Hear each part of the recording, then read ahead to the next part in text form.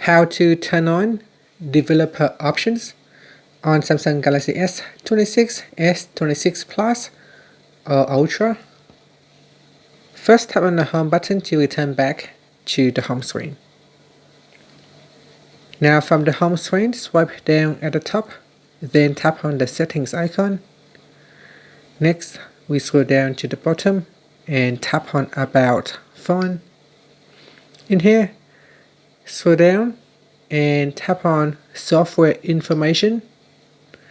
Then tap on the build number 7 times. So let's do it now. 1, 2, 3, 4, 5, 6, 7. Once you turn on developer options, enter in your current PIN and tap on continue.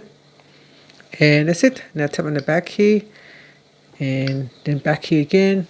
At the bottom here, you should now be able to see developer options. And that's it. Thank you for watching this video.